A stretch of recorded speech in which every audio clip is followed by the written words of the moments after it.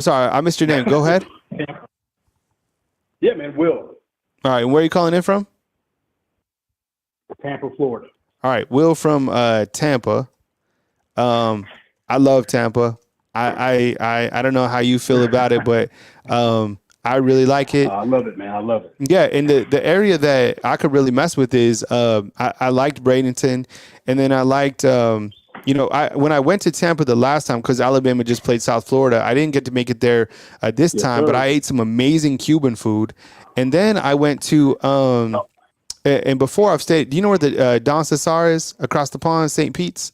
Oh, yeah, downtown. Yeah, I know that's that. Yeah, so I went to what is it called?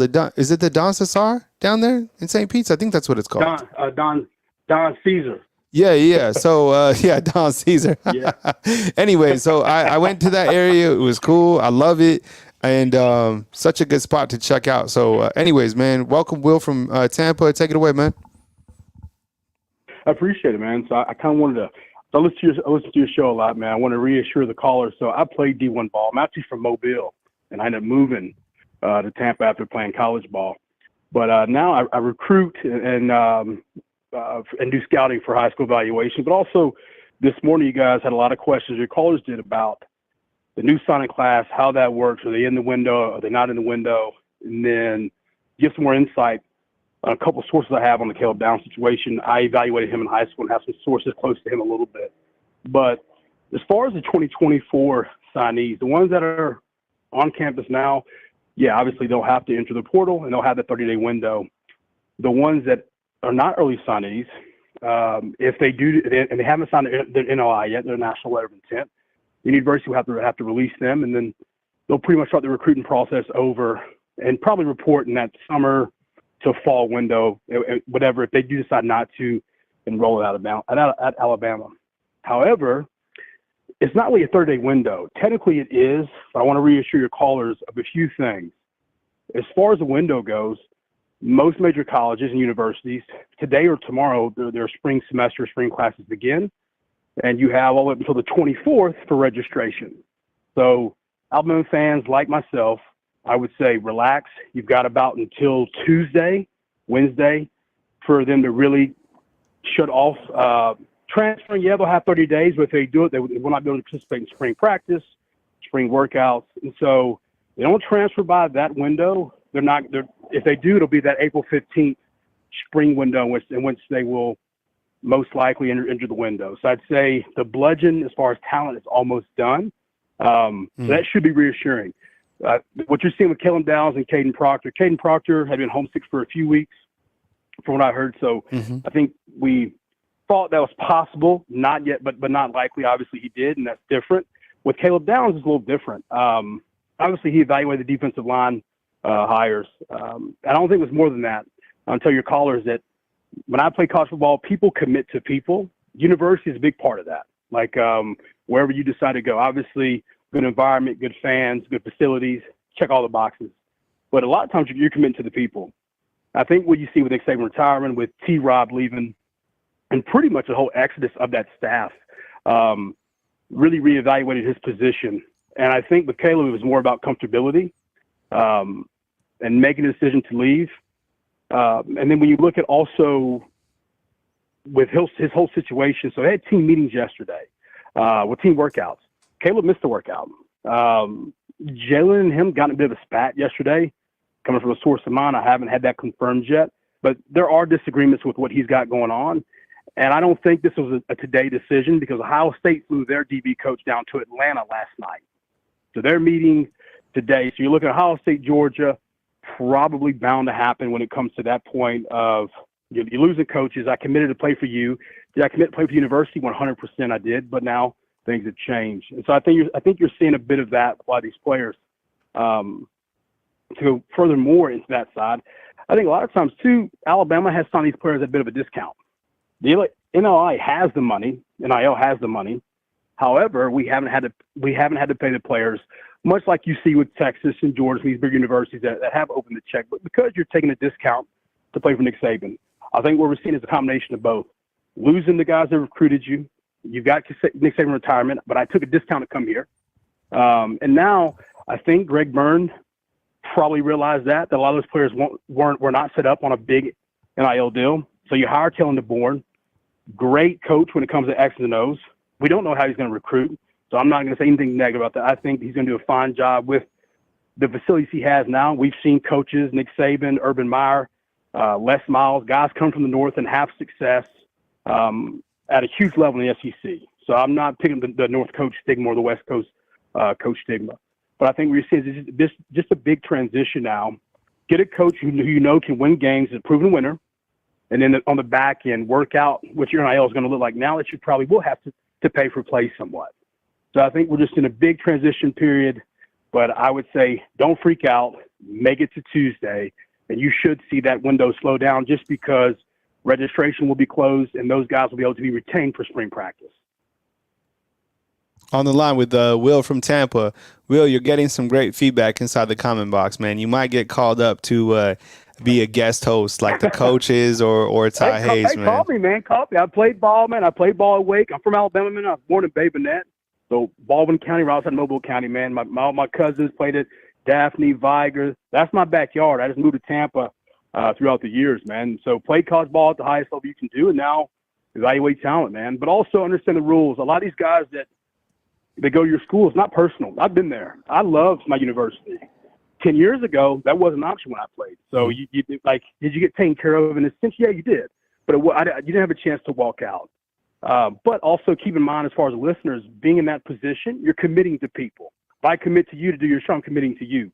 And so it's the same. And they're young kids, man. Yeah, they're 18 or 19, but they're kids. And so imagine you commit to somebody, to play for somebody, and that person leaves. I love Alabama, man. Didn't get a chance to play for them. Still playing in Power 5 conference, but I love the school. And that love never dies. But I also been in the shoes of a student athlete, so I know it's a big transition. But make it to the 24th, and that bludgeon should slow down. The only advice I would have said to Caleb Downs, and a lot of those guys, is to get through spring practice. I think if Nick would have waited until next week to retire, even though the window would have opened, those guys would not have left because they couldn't have enrolled. So it had been the earliest they would have been activated is during that summer window for fall classes. But I mean, hey man, when it's your time, it's your time. But the hires he's made are great. Lindquist, coach in the SEC, Mississippi State, Texas A&M, DB coach for the Cowboys, has worked and recruited very well. He's a big-time recruiter. That should reinforce the listeners. He does well at his job. You got Kane Womack from South Alabama. Great defense coordinator, man. Was up for the Broyles Award in 2020. Led the country with 24 turnovers. So you're getting a guy who's done a lot with a little, and that's that whole coaching staff. Now you give them elite talent. Regardless if Alabama still loses talent, they're still led with 4 and 5 stars. So get Kellen DeBoer in there. What you're not seeing is a lot of offensive talent lead, which is good. Focus on being explosive, and then put the defensive players in position to be successful. You've got guys there. You got Keon Keeley, which I recruited when down here in Tampa. You got LT Overton. You got Tim Keenan in the middle. You got Jaheim Otis. And on the outside, you've got Dominic Jackson at corner. You got Malachi Moore at star. And then on the back end, I think you can play with that. Mbappe from Alabama, 5-star. He's an athlete, man. If you have a hole somewhere, get him. Xavier Mincy, fantastic. Flipped him at the last minute. There are guys there to put in places for that defense to be productive. The difference I think you'll see from last year is we needed defense to win those games. I think this year, well, you need defense 100%, man, because you'll play high explosive offenses. But what you'll see this year in difference is a more explosive offense on our side. You've got guys in the offense, Jalen Hale, Kendrick Law, Kobe Prentice. You've got Caleb Oden coming in. You'll find guys to plug the offensive line. And don't forget, Bama fans, you have that April 15th window to pull from the transfer portal yourself. Relax, breathe. I know right now it's a lot going on. What you loaded in the quarterback room, you loaded in the running back room. You've got receivers. Ryan Williams is on the cusp from what I hear. Alabama fans are not lost there. He was in Tuscaloosa. He's going back on the 19th, Friday and Saturday over the weekend. Met with Kellen DeBoer, set in on a team meeting earlier this week. So you have a lot to be there for. If you look at his options, everybody's telling you Texas, Auburn, Texas A&M, Alabama. From what I've heard, it's only Alabama or Auburn. I know he's going to visit LSU tomorrow, but those schools are pretty much – they have a lot of ground to make up. Alabama, Auburn, those 2 schools are where it's at. And if you're right now with – and you're looking at Auburn, they don't have an elite quarterback. If you're a receiver, I don't care how good you are, The ball still needs to get to you. Mm-hmm. So Bama has that. You got Jalen Milroe. You got Ty Simpson, Dylan Lonergan. You got Julian Sain, the 5-star freshman coming in. So you have those guys there that you need to facilitate the offense and to be a facilitator of the football. And you don't have any game managers. You have guys that can change games. That's very different. Auburn, Peyton Thorne, game manager. Bama, you've got playmakers back there. That's what you need. So I would say relax, see how this recruit window pans out, and you'll be just fine with the rules set in place. And last thing, I know you touched on it, is employment contracts. I've got sources in the NCAA that works up there. That's coming. That's being discussed now. Mm-hmm. If it's G5 school, nobody pays attention to it. When you look at Florida State and at that Orange Bowl, you look at Alabama, now you've got two power brands on a national level that have a mass exodus of talent. Has been weakened in a position such as what? Doesn't mean Alabama's not great. They still are. But, yeah, let's be honest here. They've lost a lot of guys. You minus the guys going to the draft, and you still got a boatload of recruits leaving your school. And right now you're 27 total. That's when the NCAA takes notice, when those big programs are taking hits. I would expect from a compensation standpoint, you're going to see those employment contracts run 2-3 years. You're going to see them be different, obviously, for 5-star, 4-stars, for the caliber recruit that you're recruiting. But it'll be with the athlete and the university. And what that does is if a coach leaves, your university doesn't have to worry about an exodus of talent. And so we'll watch how that plays out. But those talks are ongoing. It's not just Bama fans feeling Florida State fans. A lot of people are now. Now it's made its way up to the NCAA chamber where now those discussions are being had. So I would say, yeah, we're seeing football change on a drastic level. It is pay for play now. That's what NIL has become, so to speak. But don't worry. I'd say in a year or two, you'll see that. And I think you'll see the transfer windows be manipulated some in those contracts. But I would just say, relax, guys. I know it's tough. I saw the news all day. But you've got guys coming in, and you've got a window in about 2 months, and just make it another to the 24th. And you should see that start slowing down. I know it's over for 30 days, but those guys won't leave because they will not be able to get active. Will, I had one more question before you go, and if you're in the call queue, I'll get to you guys. And if I don't get to you guys, because I might take a break here at the top of the hour, I'll get to you guys when I hop back on later tonight. So don't hold it against me. Like, it's just, there's a lot of people calling in, and that's just how we're rolling. But Will, one thing that we haven't talked about, a couple of things that you can help me. First of all, this Kane Womack. Can you help me out on the pronunciation? Is it Womack? Because it's spelled Wommack. So I said Womack. I was at the Senior Bowl last year looking at some talents, and I met him for the first time. And when you see it, it's like, I want to say Womack, but it's Womack. It's just like you don't have to. There's no pronunciation on the ack. So Womack. Womack. Okay. It's weird. Yeah. All right, Womack. We haven't talked about him or like since you're kind of from that area. Do you have any like detail on him? I know he's been there for like a couple seasons, but I mean he's a younger guy. People are talking about a 4.25 potentially. What's kind of the intel or what do we know about him? Yeah, so he'll definitely run a 4.25. Very aggressive defensive coordinator. When he was in Indiana, he was the youngest DC or coordinator in the country. So you're getting a guy who has coached Power 5 football. Not only that, he's coached Power 5 football at a high level. In 2020, their defense was top 3 or top 5 in every category. He was up for the Broyles Award, and his defense led the country with 24 turnovers. So if I'm an Alabama fan, I'm saying, okay, look, I got a guy who did that with 3-star, 2-star recruits. And no disrespect to Indiana, the Power 5 team in the Big Ten, great. But you're coming down now where you have a higher caliber of talent. So he's going to use a star. He's going to probably have 2 high safeties, a split, a free safety, a strong safety, 2 corners. And he's probably going to put, if I had to project, I saw you doing it earlier today, on that weak side, you'll probably have L.C. Overton. You'll probably have Team Kenyon. You'll probably have Jaheim Otis. And you'll probably have Keon Keeley. And then when you get that third down, L.C. Overton will probably roll out, and you'll probably roll in Jan Pierre. So he'll have different packages for certain situations. I don't want to say the cheetah package, but very much similar to that, rotating in those 2 outside rushers on passing situations. His defense will be aggressive. They'll blitz. I'm putting up that 4.25 right now on the screen for people that are just checking in. So how we had it, and we had kind of drawn it up. I'm gonna minimize that so people can see it. But we had LT Overton, Jaheim Otis, Tim Keenan, Keon Keeley. Depending on what happens with the corners, Zay Mincy or Hurley, Damani Jackson. You can see it on the screen.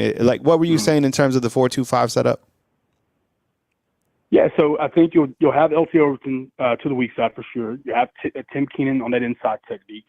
You'll have Jaheim Otis on the outside, that 3 to 5, depending on if they're bunching the D line or not. And you'll have Keon Keeley on that strong side outside rusher. So that'll be your front four. And then on third down situations, LT Overton will probably drop out, or they'll rotate him with Tim Keenan, and you'll see Jan St. Pierre come in, regardless of who rotates on that D line. You'll bring on 2 rushers on those passing down situations. On the outside, I agree with you. The one thing I will say is watch out for Jabbar Muhammad. Going to Texas tomorrow, going to Bama Friday and Saturday. From what I hear, Bama's pretty close to leading that race with Kalen DeBoer. If you get him, well, then now at that point, man, you're starting to replace a lot of that you lost, but you're getting an all-conference corner who's great on man-on-man, great on zone, smart kid, played for over a little bit now. We're talking about 3 or 4 years in the game. And so, but I would say your corners will be on an island mainly. Your 2 linebackers will be Jahad Campbell, Deontay Lawson. And then on the back end, you can play with that. You've got Mbakwe, who's an athlete. If I was there looking at those pieces, and I'm not sure who I had there, you also got Peyton Woodward. Peyton Woodward's a bigger safety that Bama flipped it last minute from Georgia. He's from California, a good product. You can put him at the free. You can put Mbakwe at strong, or you can rotate him. And I'd probably put Peyton at strong safety, and I'd probably put Mbakwe at free because he's an athlete. He can play the field. At Alabama, your free safety, especially the 2 high look, Bama, Georgia, your free safety is almost like an outfielder. Now, and I don't want to compare him to Downs. A lot of guys will. They're very different athletes. They're very different players. But I would use him in the sense of a center outfielder, and I have that defense. Obviously, Malachi Moore will be at that star.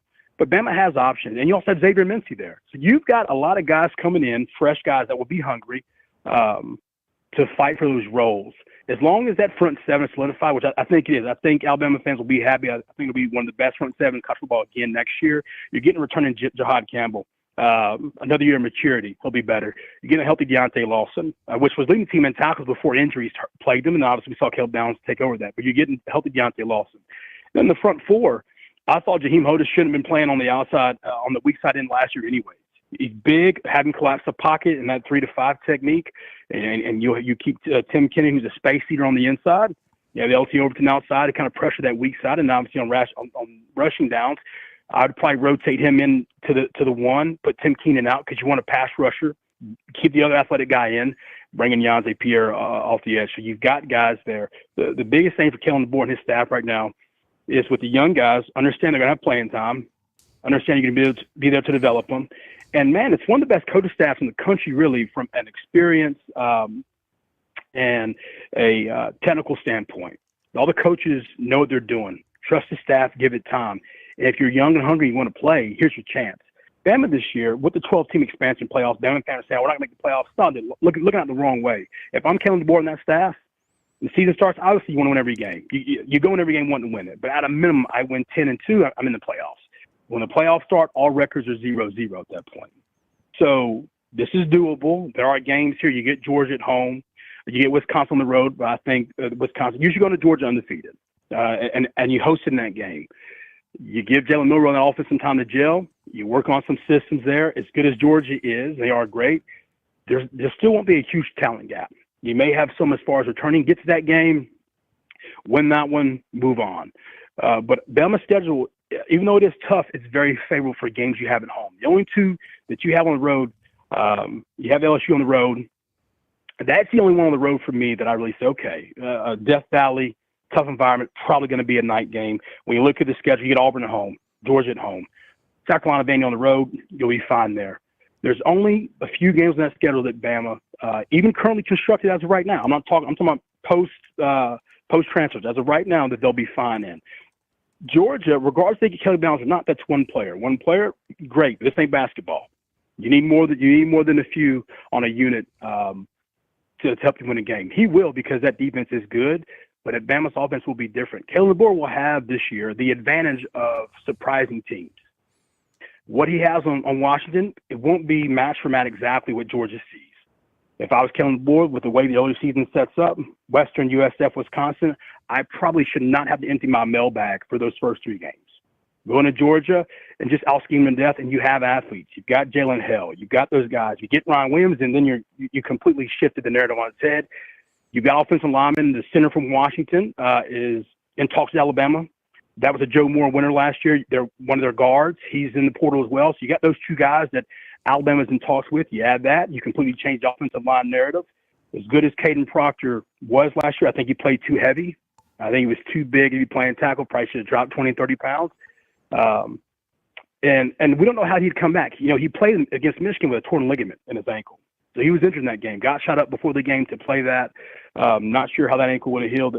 They said it would have been fine, but who knows? I would say focus on what you got. You've got 2-0s coming up, but I think it'll be great from a schematic standpoint, and with talent, you should be fine in navigating that schedule. And once you get in the playoffs, hey man, the schedule starts 0-0. But I'm Kalen DeBoer. I'm not stressing my team 12-0, 12-0. I'm taking every game a game at a time. Every game is on the little season. And take it to that point. Georgia will be a massive game. That'll be Kellen DeBoer's first introduction to the SEC, but it is a home game.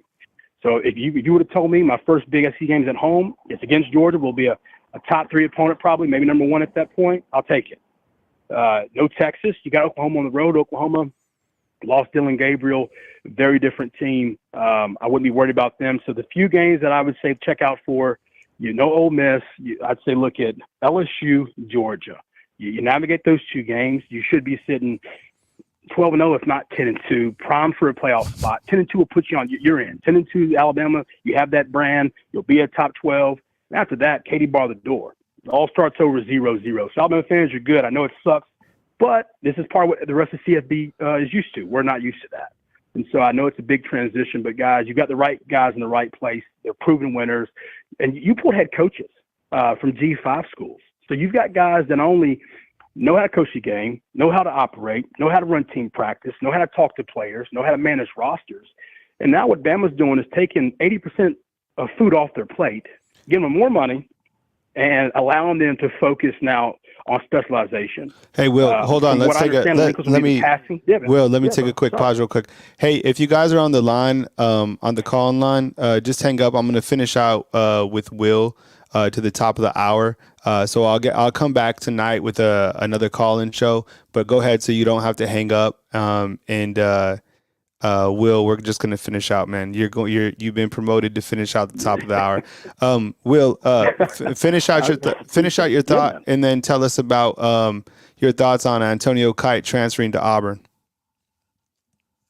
Yeah. So what I'm saying is those head coaches have managed their programs, and now you're taking more off their plate to focus on specialization. Lindquist will be, for people that don't understand, the co-defensive coordinator is just a title or a tag for higher pay compensation now. That's really what that is. Kane will be your DC. He'll be your play caller. And in college football, on that Monday, prepping for a week, your DC kind of lays out the game plan. Tuesday through Friday, when you're working with your position coaches, a DB coach will also be usually, it's like you have a passing game coordinator on offense, you have one on defense. So that'll be Lundquist's role for defense, getting those DBs and those safeties in the right position. Again, certain formations, certain shifts. So he'll work on the passing of whatever opponent they're playing. Kane will be your head DC. So you'll have guys that have experience doing that. To your second question, Antonio Kite, man, look, I feel like this. You're going to lose players. Antonio Kite, I lump him up with Des Ricks and Earl Little. Those guys are wanting to play. I would say, in my opinion, they're not better than the recruits or the transfers Bama has currently. With Auburn, I think what you're seeing now, man, is the old school loyalty is no more. So the fans that expect you to not go to a rival school or a school that they may not like or in the same conference, those days are over. Until employment contracts happen and NIL and transfer windows are reworked, you're going to see more of that. So I would say that what you're seeing is a microcosm of the issue college football is right now, and that's that players, as currently structured, run and control the game. The NCAA does very little, and I think you'll see more than that. You're seeing a bigger separation in Power 5 schools and G5. In my opinion, it's not a Power 5, it's a Power 2. The SEC and the Big 10, the ACC and the Big 12 teams right there. And the G5 is almost at this point, they should have their own championship. I think we're heading to that. You can see the changes in money and competition. G5 can't keep up with resources financially, and then players that may play on your team, yeah, man, if they're not getting playing time, in my day, you didn't play, you stuck it out, and if you transferred, you lost a year of eligibility. Not the case anymore. So think that nobody gets it out of the mud anymore, Kyle. Now stuff gets tough, man. They jump ship and go somewhere else. And if that means 4 hours down the road in Auburn, Alabama, that's what that means. I don't know what that's going to mean for him as far as being an immediate impact. There's only a few players, if I'm not Alabama fans, that I didn't like seeing. That's Caleb Downs, that's Caden Proctor, Isaiah Bond, and Amari Niblack. We don't know where Amari Niblack, Caleb Downs are going. Caden Proctor, from everything I've heard from my sources, is 100% probably going back to Iowa. He's homesick, so he'll be removed. The only two you're really focusing on right now is Amari Niblack and Caleb Downs, and I would say not on your team, don't really worry about it. Where they're going to go, I will say this lastly, because people are asking, the chances to re-sign Caleb Downs, from what I heard as right now, is not an option. I have not heard anything to sway that. It's still possible until he signs with his school. I do not think it's money driven. He's gonna make $1 million anywhere he goes. So NIL situation for him is not money. I think he took a cut from Alabama. He'd probably take a cut to go to Georgia. If he goes to Ohio State, I'm pretty sure they'd pay him handsomely, but he's interested. So I would say focus on what you got, man. Get to Tuesday on the 24th. You won't lose any more until after spring. And then I think Kellen Board and his staff will go absolutely nuts and berserk in the April 15th transfer window. So I think we'll be good. On the line with Will calling in from Tampa with an incredible call. He's just going to finish out with us to the top of our hour. We got him for five more minutes, so I appreciate it. If you're just joining us, Antonio Kite has hit the transfer portal, as you know, and he has committed to Auburn. And we got you covered right here on Bama Football on YouTube with the latest news all day long. So, treat this as a ongoing road. I mean, it hasn't stopped. We went, and it's crazy, Will, because people inside the chat have seen this become like a network overnight. I mean, the channel was always there, but then we completely took off. And it's been really, right, 100%. It's been amazing. So I was glad that you called in and we've been able to wrap. I mean, getting a lot of positive feedback clearly because of the delivery and the context and the knowledge. And we love it, man. So glad to have you on board today. It's good. I appreciate you, man. You got a great show, brother. You got a great show. I appreciate you, man. Absolutely. I guess I wanted to talk to you about one more thing before we hit this top of the hour. And this is kind of like, if you could help us kind of conceptualize like NIL in terms of like, is Alabama really behind that much? And then also about kind of this like transfer portal window to where Alabama is basically just like, they're sitting duck because they can't recruit anyone else from who's not in the portal. So, I mean, if you could talk about kind of, the NIL aspect and kind of where things stand out from that standpoint. So, when you look at name, image, and likeness is what it was originally supposed to be. What it has become is pay for play because we didn't put any clear regulations or rules in there at all to limit as far as how universities utilize that. From Alabama's perspective, it hasn't been that they're against it. It's just been they haven't had to pay to get them. You have Nick Saban. There are two programs right now in the country that players will take a discount to play for, Alabama and Georgia. Those two teams, if you look at how they cherry pick when they want to go to the transfer portal, Alabama snatches Jahmyr Gibbs. They had Jamison Williams. They snatch players as needed because they can. Georgia does the same thing. But when they recruit players, they don't have to offer them a big package. Alabama, Nick Saban, I got more first round draft picks than I have losses. Okay, cool. Sign me up. I want to play in the league. Kirby Smart. I've dominated the draft the last 2 years and I have two national titles in the last 3 years. Nick Saban, I have 6 and 17. So you have these offers that you can offer kids. And not only that, you can play on national TV week in and week out. And you can sign contracts with these companies that will pay you a crap ton of money. When Bryce Young was with Alabama, he was signed up with Cash App. Big deal. Bryce was raking over $4 million a season with Cash App.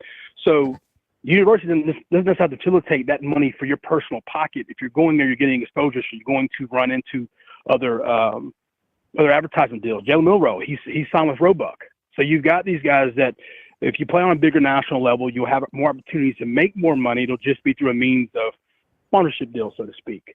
What you're seeing in Alabama now is you've taken away the Nick Saban effect. And I'm pretty sure Greg Byrne is aware of that. I think their NIL deal is not behind from a lack of, oh, we're trying, we can't keep up. No, it's behind because we haven't had a need to pay players at such a high level, at a premium, so to speak, and we haven't had those processes set in place. I think Greg Byrne is aware of that. Another reason he hired Kalen DeBoer was because he's a great X and O guy. If you know you're probably going to have a mass exodus, would you prefer to get a rock star guy who can recruit? You prefer to get an X and O guy. Give me the X and O guy. The recruiter, we're not recruiting right now. These guys are going to leave regardless because they didn't sign to play for you either. They signed to play for Nick Saban and T-Rob. And another reason for Antonio Kite, the DB coach, one of the coaches from Bama, is now coaching DBs at Auburn. So he knows Antonio Kite, so that's another reason why. But you signed to play for these guys. When that doesn't happen, man, you need to open up the checkbook. Caleb Downs is a rare player. I don't think you could have paid him $1 million to stay. I think if he entered the draft today, he'd be a first round pick. Jeez. He's got 2 years left. Yes, I mean, as of right now, if you look at evaluation from a safety standpoint, how we evaluate as far as PFF, one of the best. Freshman All-American. Not only that, they keep saying the freshman, he's an All-American. So let's take the freshman out of it. He was an All-American on the Writers Association, the AP. He was an All-American first team on 3 different sites. Mm-hmm. That just speaks to his ability and to what he can do.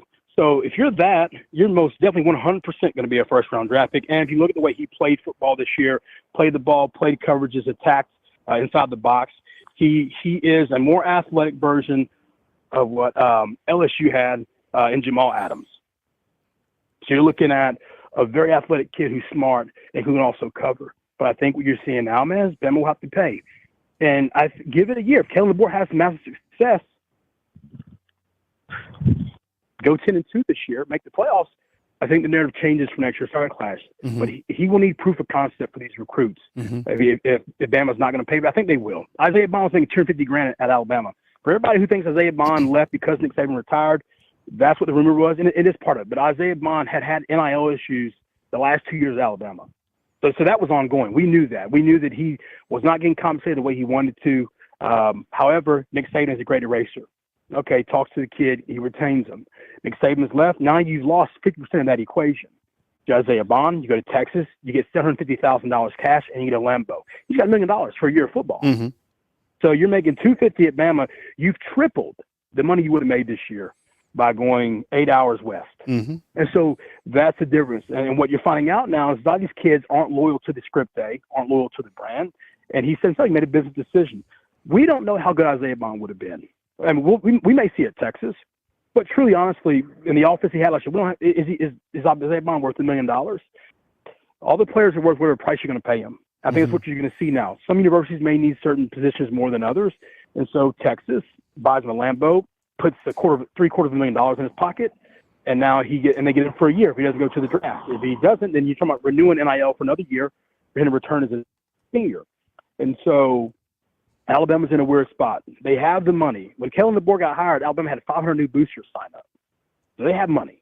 And I think boosters are aware that now you have a new coach you're going to have to pay to stay at the top college football for a year or two. You make a couple of playoffs, then probably you're back normal. But Kalen DeBoer will have to build his own brand and legacy. Nick Saban built Alabama up to what it was to what it is now. I was there in the Mike Shula years when it was terrible. I was there in the years when we weren't doing that great. And Nick Saban has turned it around. So you need Kalen DeBoer to get his own brand. If I saw Kalen DeBoer in Atlanta airport or any kind of airport, I probably would know what he is if he was decked out in UW gear when he's at Washington, Alabama gear. And so Nick Saban, I could put him out like a needle in a haystack. So that's what Kalen DeBoer is at right now, man. Build a brand, get comfortable with the guys, but he'll do that through his play. And you hire recruiters, you hire good coaches who know the lay of the land. There's a myth that you have to be in the SEC to recruit. I don't believe it. Nick Saban had Michigan State number 1 in the country in 1998 in the Big Ten and went to LSU and won a national title. Urban Meyer, coach at Utah, went to Florida and won. I'm not saying he's going to be those guys, but I am saying there has been a set precedence that those guys can recruit if you surround yourself with the guys that know the lay of the land. So I would say I think they're fine, but yeah, NIL would be a thing, man. Bama will have to work on, and I would do it right now if I was them. If I was Greg Byrne and work on the NIL department, you got the money sitting there. Work on how you'd compensate these players, and really, I'd bring in a third-party analytics to start creating NIL valuations from a pay per play perspective. So that's where you're at right now. These guys are getting paid to play. It's not name, image, and likeness. It should have been, but it's not that. You want these great kids, you have to pay them. Good stuff, Will. I appreciate it, man. I saved your number. You'll be hearing from me. The people have spoken, man. So No problem, man. I'm gonna definitely hit you up. This was a hell of a call, and I think you brought a lot to the table. So people are commenting, and I appreciate all the feedback inside the comment box. We'll expect a text or a call from me, man, and we'll catch up with you here soon. And I appreciate it, man. That was fire. You were definitely cooking, man. No, bro. Anytime, bro. Man, God bless. Roll Tide. Guys, hold on. You'll be fine. I'll be in T-Town soon, so shoot me a text and we'll link up. Absolutely, man. All right, take it easy, Will.